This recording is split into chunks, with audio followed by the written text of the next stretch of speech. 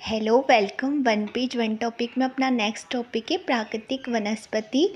अब प्राकृतिक वनस्पति को उनमें काउंट करते हैं जो स्वतः उगती है या वहाँ की मिट्टी, तापमान और वर्षा पर निर्भर करती है।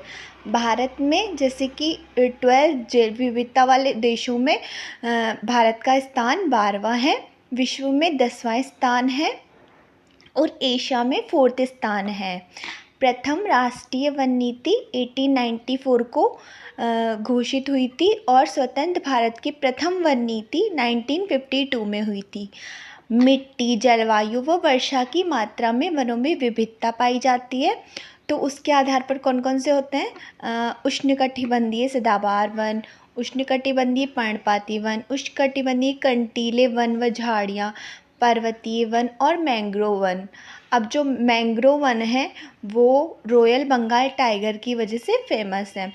और वन स्थिति रिपोर्ट 2025 के अनुसार ISFR 21 में 17वां प्रकाशन हुआ है। भारतीय वानिकी का पिता डेट्रिच बेंड्रिस को कहते हैं। देश में कुल वनावरण 21.71% है। देश में कुल वृक्षावरण 2.91% है।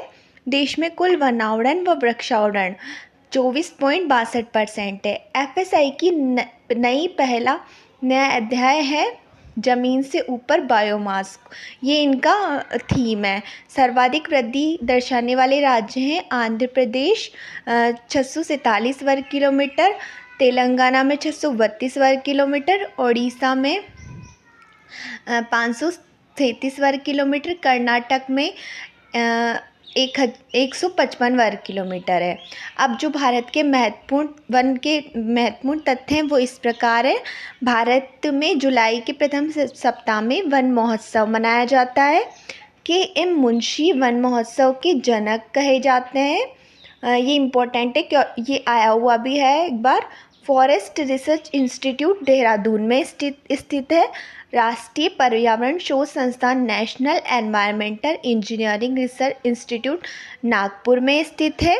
अंतर्राष्ट्रीय वन दिवस 21 मार्च को मनाया जाता है।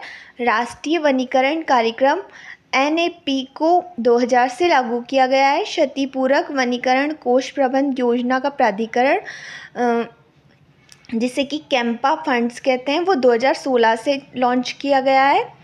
और Indian institute forest management Bhopal में 1981 में स्थापित किया गया है। Thank you. Like, share, subscribe.